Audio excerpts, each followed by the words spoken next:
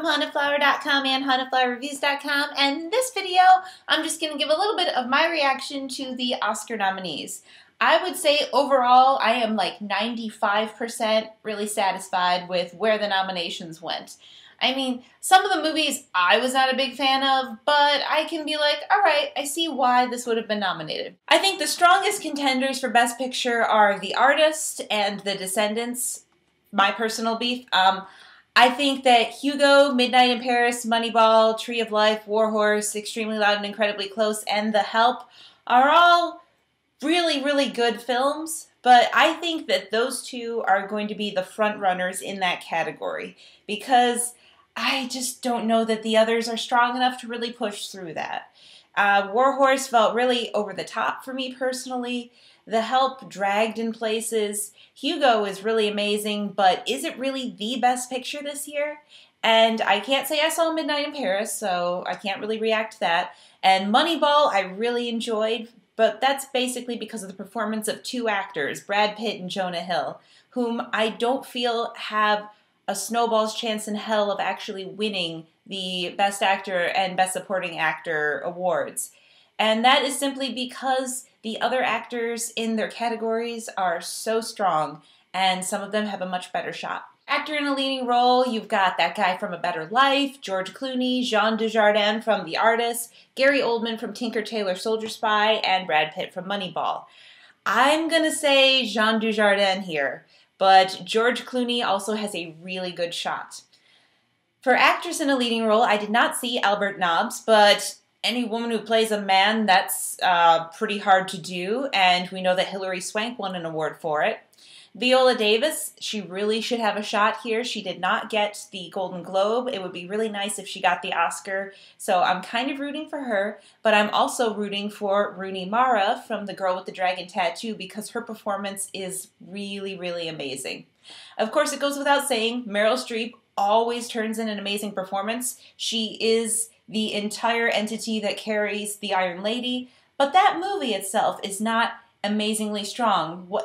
What is strong is just her performance. She does great, but she always does great. And I'd like to see somebody else take the win this time. And then Michelle Williams as Marilyn Monroe in My Week with Marilyn does put in a really impressive performance, but I don't think she's going to get it this time. For actor in a supporting role, I think Christopher Plummer has this wrapped up because anywhere I read, anyone I talk to, all the buzz I hear is about Christopher Plummer. I think that the next most likely might be Jonah Hill, maybe Kenneth Branagh. I really don't know. That's another really tough category, but I feel like Christopher Plummer is going to be the guy to get it. He did get the Golden Globe. I think he's getting the Oscar. For actress in a supporting role, this could go a lot of ways because there are a lot of strong women in this category. Berenice Bejo, Jessica Chastain from The Help, and yes, I do agree that that's the movie she should be nominated for, even though she did like 6 movies last year. I really liked her in The Help. She was one of my favorite characters, but also Octavia Spencer. Definitely great performance, and she won the Golden Globe, so she's probably going to outshine Jessica Chastain and split the vote there. But then you never know if Melissa McCarthy will have like a come-from-behind win. That's another up-in-the-air one, but I think that Octavia Spencer might be the one. For animated feature film, you'll notice that Pixar did not get a nomination this year because Cars 2 was horrible. I've never heard of A Cat in Paris or Chico and Rita, but I'm really, really disappointed that The Adventures of Tintin did not make this category because that actually was probably my favorite animated film of the year. I really like that film, and it didn't even make it in this category. And you're telling me you've got Kung Fu Panda 2 and Puss in Boots instead? Those were fine because they were animated, but they weren't amazing. So I think that Rango is probably going to get this one because of all the buzz it has, or it's going to be one of those films I've never heard of because I won't be able to judge it, and then it'll just surprise me.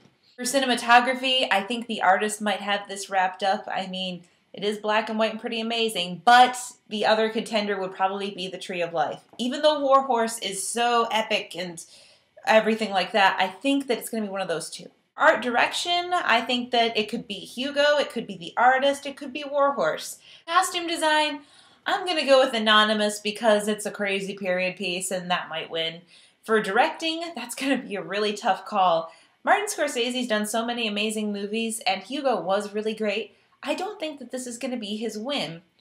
The Artist could be a really great one because, I mean, when you're doing all that nonverbal, a lot of it is the acting and the directing that carries the whole film.